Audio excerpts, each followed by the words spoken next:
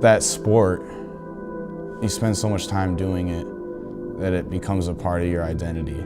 It's part of who you are. And then when you're done, it's almost like an identity crisis in a sense, especially without any direction or previous guidance.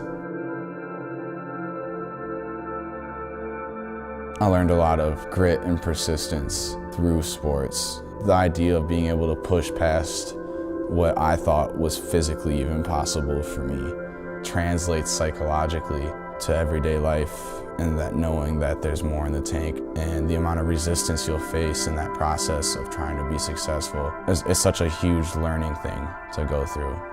But then on the other end of that, as soon as I was done, I think that loss of identity gave me the opportunity to actually explore that.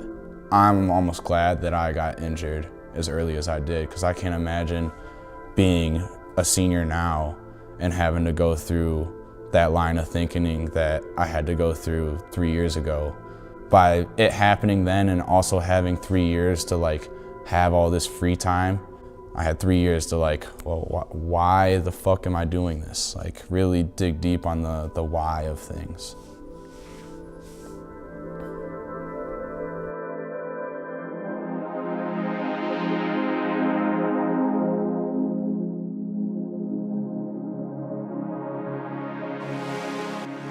For me, sports have always been a way for me to prove myself in a way, just because I always feel like I have a chip on my shoulder, and I always feel like I have something to prove. Even though I know I don't have anything to prove to anyone except for myself, but I don't know, sports have always kind of been a way for me to show that I'm capable of doing whatever I put my mind to. I use sports as a way to shield or mask my Chinese side, I guess. Traditionally, when you don't see too many Asian people in that sphere of top athletes, and growing up I had no Asian role models to look up to as far as sports went, and so I kind of just tried to suppress my Chinese culture and my Chinese background, and I think I use sports for that, unfortunately. And so coming to K really helped me open my eyes to explore my Chinese culture. And I just went on study abroad, and I got to experience my native culture in a completely different way, in a whole new environment, which was awesome. Sports has done a lot for me, and I don't know where I'd be without sports.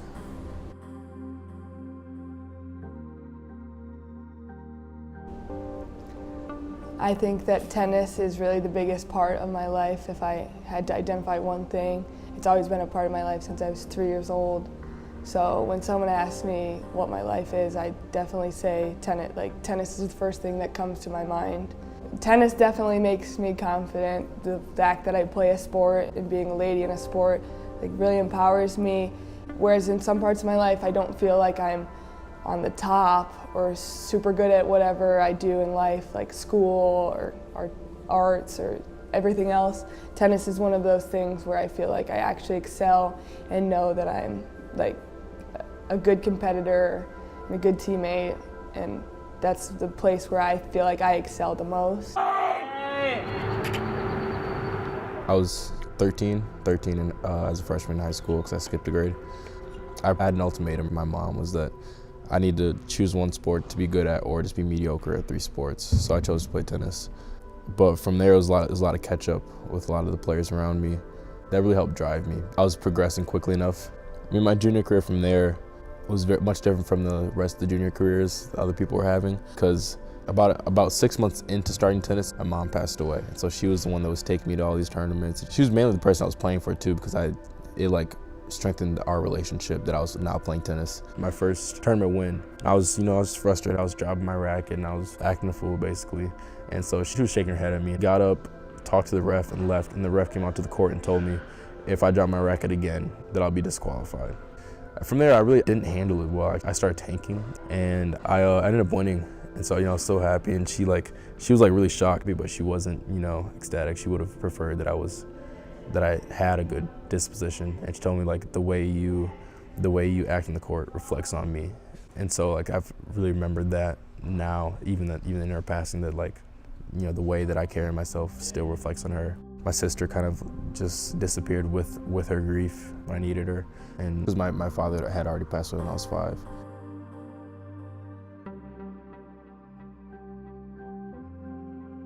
This was 100% the right spot for me. You know, I look back and I'm so thankful for a multitude of reasons why I came to this school. This environment, this program helped me grow as a man, as a human being, and really set me up for success in ways that I don't think any other program could have. I'll never forget one day I did a set and we ended with a 200 fast. And my coach came up to me, pulled me to the side, told me, "Scott, your mind wants to quit right now, but your legs won't.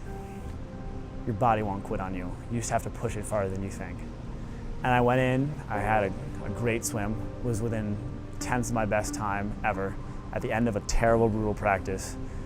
And I remember finishing, and I pushed, I was broken. And I have someone help me out of the pool, I'm feeling pretty bad.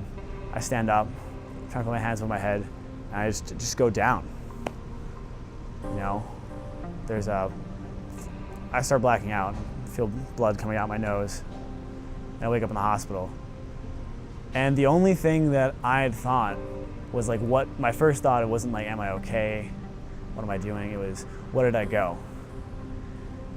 And that's just kind of, if that doesn't like encapsulate the like weird relationship that my area built with swimming, I don't know what else does. I hadn't really explored my sexuality as much, and being a part of 2 sports teams here really helped me discover who I was. I got to kind of see the people that were older than me and people that I looked up to that happened to be part of the LGBTQ community. I got to see them shine, I guess, despite their sexuality and despite like all the differences that everyone has on campus. Nothing will change as far as sports go. So I think that coming to K and being an athlete here at K really helped me be more comfortable with myself. Alpha male-esque. Culture of football really is prevalent. Defensive end, defensive line, linebackers, offensive line, that's who's got the biggest dick, who can hit the hardest. But maybe in practice it's like that. But when it comes down to it in the game, it's more of a team unity that really brings them together. Trying to achieve a common goal, whether that's sports, whether that's a college club, high school club, whatever that is, there's going to be that bond because you're going to put in the blood, sweat, and tears, the hard work in order to achieve that greater good. There's 2 divides. There's the athlete, non-athlete divide, which is very evident. There's almost, to some degree, a hostility at a school where it's supposed to be a diverse group of people and progressive thinking and being open-minded.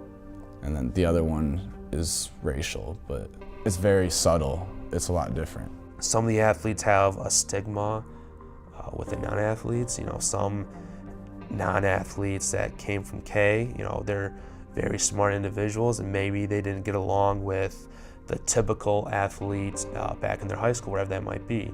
So I think that some of these non-athletes get that negative stigma on the athletes that they've had in their experience, and they don't really even want to get to know us. Non-athletes and athletes bring both bring backgrounds that kind of benefit and kind of, you know, can share that diversity per se.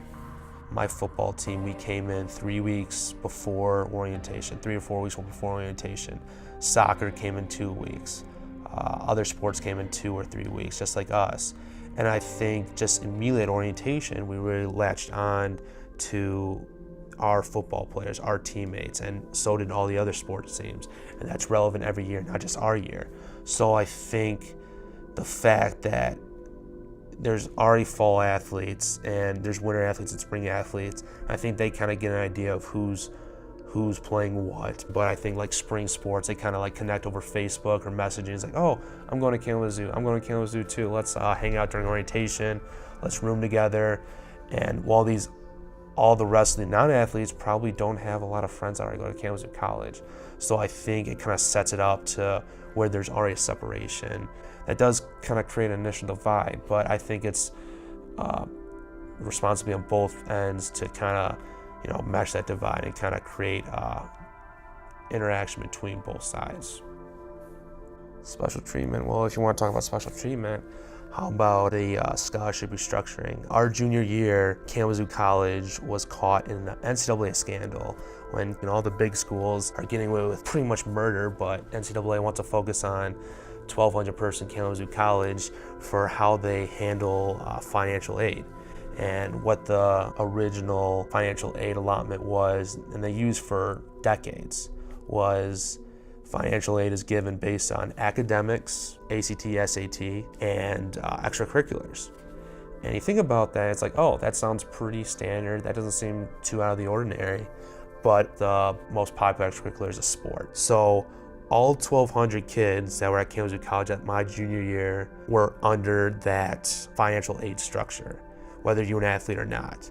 But only the athletes lost money or scholarship money. And we have a Facebook page, and non-athletes were saying, athletes are taking money that could have been given to non-athletes, and they don't understand. The non-athletes were given money that were illegal for NCAA athletes. So I definitely think that there's just a gap between athletes and non-athletes that needs to be addressed to make K College's campus more whole and more connected. Athletes and non-athletes here should be able to mesh together, and it doesn't feel like that.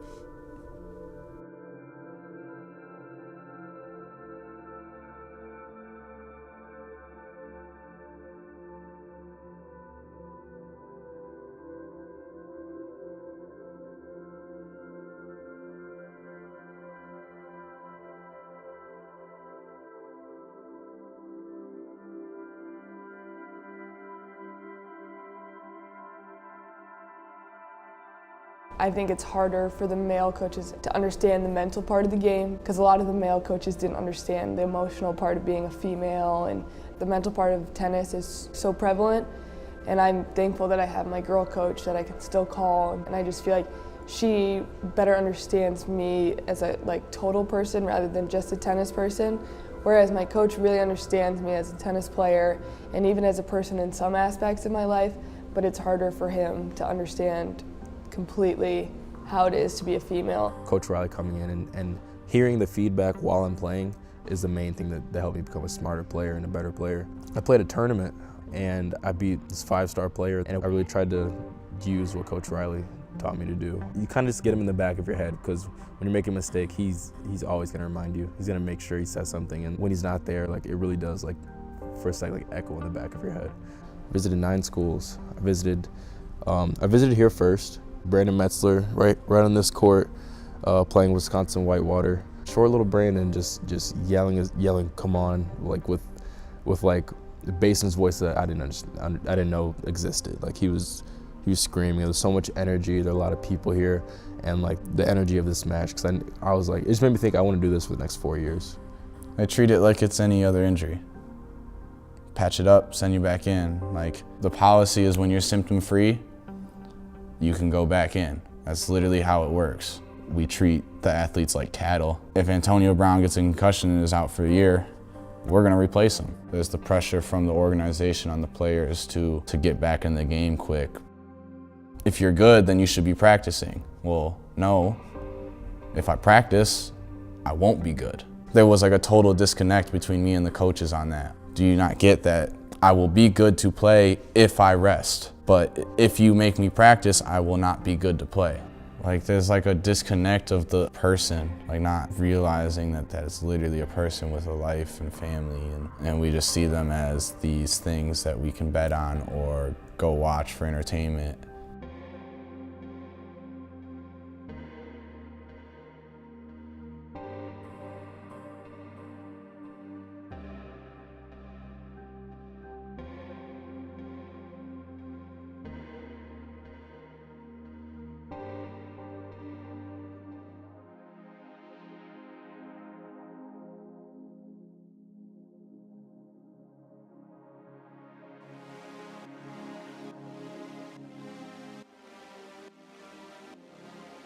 Being a female athlete, I think people discredit female athletes all the time and all of their accomplishments.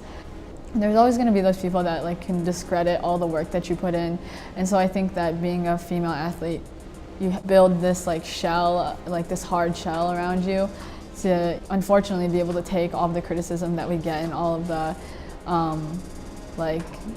negativity that we can sometimes receive. The struggle it is to be a black tennis player at this level. It's just not encouraged in the community for the most part. But I really have to continue to refuse to lose for my teammates. Whether I lose or not, that helps my teammates play better. Because when they're still on the court, it's comforting to me to know that they're still fighting. I can't imagine what it would be like to have seen more black people out there playing. Recently I was at the Bahamian Cup trials, and I mean, even then there were 2 white men in the final of it. And so I think that's the toughest part, is to like change the perception of tennis in the black community. I mean, I know the other black tennis player in the Midwest right now, Waisy Kenyatta. I can name pretty much all of them on one hand, and it's really a sport dominated by primarily white people, people of Asian descent, and Indian people.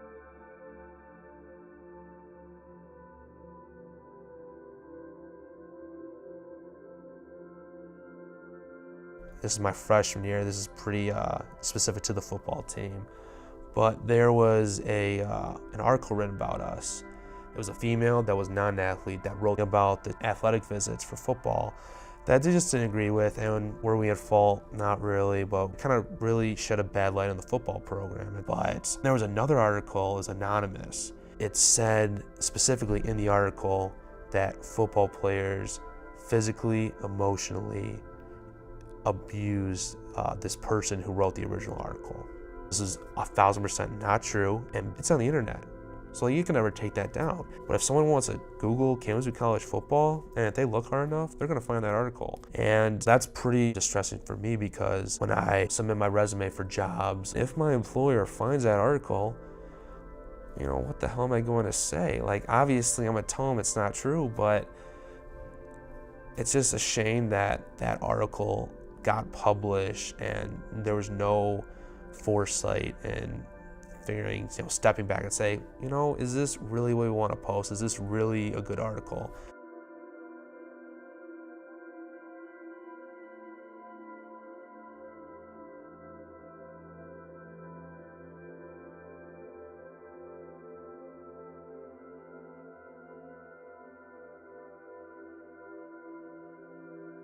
K's athletic department has been doing a lot better job of trying to educate us on sexual assault and like sexual misconduct.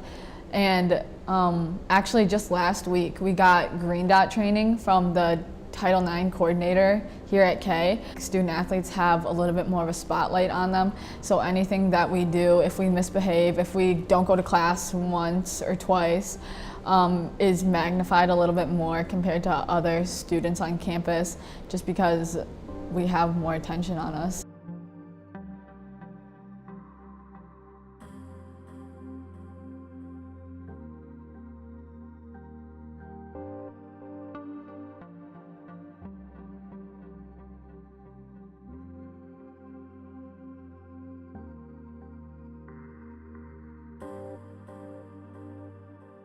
Accepting that I was a Division III swimmer, it put a ceiling on myself. I am only going to be this good. You always think of yourself as the hero of your own story. You always think of yourself as the athlete that no matter what your situation is, you can compete. But I think I really didn't expect to not get better as much as I have not gotten better. I think when you look at the way that college experiences, especially at Kalamazoo College, it's interesting because you have so many more things going on in your life now. Swimming means less to you. One of two things happen. You see some of us slip a little bit and falter and take some time to go. And you see people that have never spent this much time on swimming, have never had a season that lasts 6 months, excel. And it's hard because you want to be a good person, a good teammate, a good person to train with. You want to be someone that no one will ever know that you're not enjoying yourself, that you're not fully into it. And the thing is, you can't find that place of pain if you're not all in. No one puts himself in pain to get worse. And it's an interesting thing.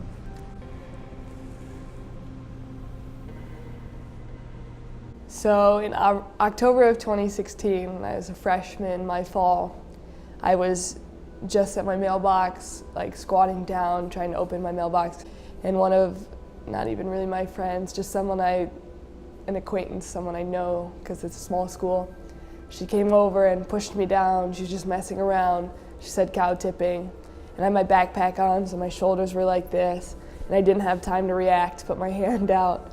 So I landed right on my shoulder, and I pulled my shoulder forward. And for like the first couple weeks after, I remember I'd wake up in the middle of the night just like in so much pain that I'd wake up sobbing, and for the longest time I had no idea what was wrong. I went to like 5 different doctors, I went to our trainers, I went to physical therapists. I'd be taking 800 milligrams of ibuprofen 3 times a day, just trying to dull the pain as much as I could. There were just like weeks where I'd be like, I can't do this anymore. When I was playing matches or in practice, it was worth it because it was something I loved to do. And then I'd go and study and bending over my books or being in class. I'd just be thinking about my shoulder and like, wow, this really hurts. At that point, I had just reached my limit. Like I was in so much pain. I was so frustrated that this tiny little thing, like a harmless thing that this girl did to me, created this like year-long process. I think every season I start off with, this is the year. You know, so every time I go to a big meet, I like hype myself up and I tell myself, and I really buy into this narrative, that somewhere today, someone is going to go from being an obscure swimmer to being an amazing swimmer. That's the kind of thing that I always tell myself, like, this can be you. You know, the work is coming, the work's been done. And then, you know, it doesn't happen. And that's the harder expectation to really kind of reconcile. I drank way too much. But when you have every card pulled, you dial in your nutrition, you're counting your macros, doing analytics of your sleep, and recovering your muscles so you can consistently perform day in, day out at every practice. And then even the practices themselves, you're consistently performing. And you just don't know what it is. You know, and at the end of the day, part of you wants to feel full because you gave it your all and you tried. But a larger piece of you wants to feel disappointed because you gave everything you could and you weren't good enough. And it's just, I just can't accept that. My psyche can't take that hit, you know? And this year's been better than most because of the qualitative and the team experience, you know, and having teammates like you and both Grants, Matt Howry, Keenan, Sharif, like having an experience that's beyond yourself. I think that's what makes it not matter as much as a junior as it did as a sophomore. And this was the best year of swimming I've ever had. And I look back at it and knowing how poorly I did at conference, if I could not change a single thing and I would have to swim that poorly again, I would do it again. You know, the energy, the people, the relationships, the emotion that was on deck at that point in time is everything you can hope to get from swimming. And unfortunately, my times just weren't. That creates a complex thing within myself because part of me wants to go to like, you know, Coach Jay and sit in there and be like, what the fuck? What happened? You know, like I did everything you said. I bought in 100%, and this just did not pan out.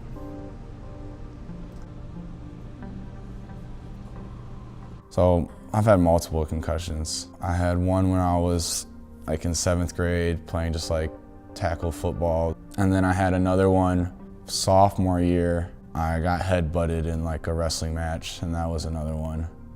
And then later down that line, that same year, I never let that one heal, and I ended up hitting my head again. And that put me out for months of being in like a daze. I couldn't do schoolwork. I got another one my senior year. It was wrestling. I caught a head to the chin, and it kind of like knocked me up. And so that ended my wrestling career.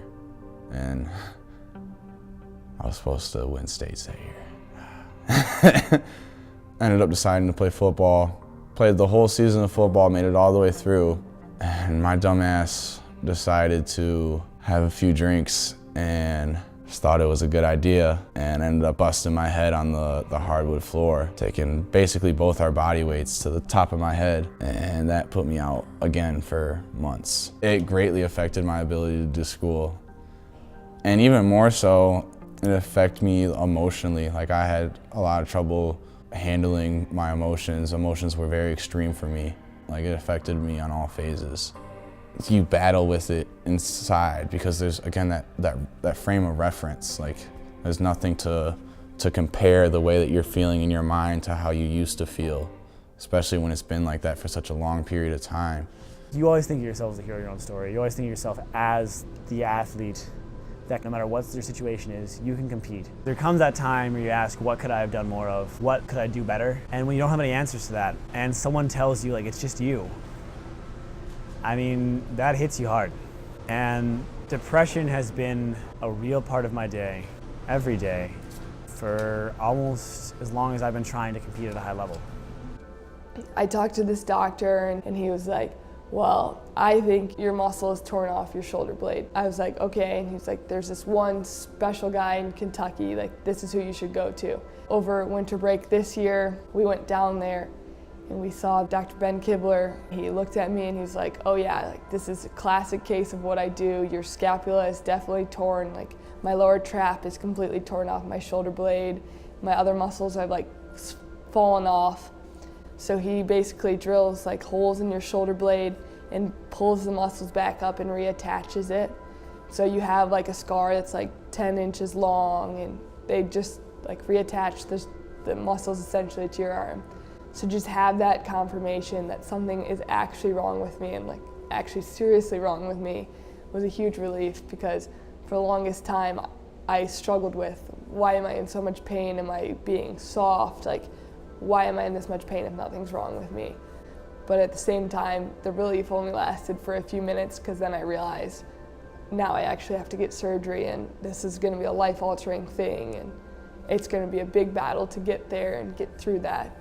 So the relief only lasted a few minutes, but still now I am relieved, and I'm glad that I'm going to be able to have a fix, but it's hard to battle with the anxiety at the same time. I know I went through like a depression phase during my concussion. I think it lasted longer than I expected. The depression was aimed at a lot of things. It was aimed at not being able to play sports again, not knowing really what I'm doing now, and combined with a relationship that was very back and forth. On top of not being able to think clearly already, now I'm emotionally distracted even when I am on a good day. Having something that's bothering you like that all the time, and it's not something that you can escape, and when you go through it for a certain length of time, it starts to feel like there's not an end to it. That's very emotionally toxic, especially if you can't recognize it and get out of it. Definitely my home life is what made me. I've lived on the north side, which many people would say like the forgotten part of Kalamazoo. And there's been violence on my front porch. You know, there's been people bleeding across the street. A mother left the oven on, her house burned down, and her children died. There's just inexplicable things that, looking back on it, I really can't believe like those things just happened. I was kind of used to it. Maybe it's the environment we're in that's putting this negativity on us. But we don't look and feel, wow, I did everything I could. We look and feel like, wow, I didn't do enough because I'm not good enough. And I think the difference is dealing with depression is you think you're not good as a person because you didn't do well. You know, and you can look at and say, wow, 5 years ago, I did better. And that, when you have depression, you think of every time you wanted to quit, every time the voice in your head said stop, every time you felt pain, you've been in that dark place and had to push through. And it just makes all of that seem worthless, because you've done so much since whatever that time was, whether it was your freshman year in high school, freshman year in college, last year, a month ago. You know, there's been an investment without a return. And I think sports in general facilitate this in an interesting way, because I think sports provides you with a group that you feel comfortable talking to, but I think they put an expectation and a quantifiable like measurement to your growth. You understand logically you can't quantify your growth and who you are as a person. But when you're in your depressive anxiety kind of mode, the logic of it doesn't really matter. You can accept the logic, and it'll be totally different than actually being able to accept internally.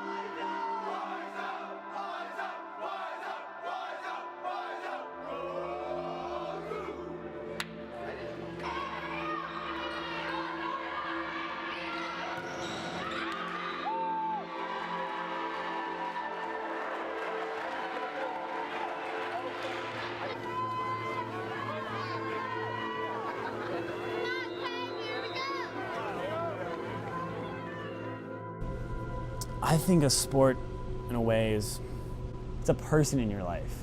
This is something that has caused you more pain than you can imagine, brought you greater joys than you ever experienced before. It's a part of you. And luckily, it doesn't define you. So you can separate it from your identity, but it becomes a person. And at the end of your collegiate career, you are no longer going to be able to have that relationship. And there's an end. That person in your life may not be dying, but they're certainly moving away. Talking to seniors, and whenever you talk to any alumni, and there's just that moment, things kind of get quiet, and they talk about the fact that it's gone. And they don't talk about that like a sport. They don't talk about it like an event. They talk about it like losing a loved one, and that's what it is. And you have this idea that at the end there's a bow on it. The 11-year-old version of you did not have an understanding of the world that was accurate, but you hope for something. You hope that something can let it happen, so it's a goodbye, and it's not just waking up one morning and realizing that it's no longer there.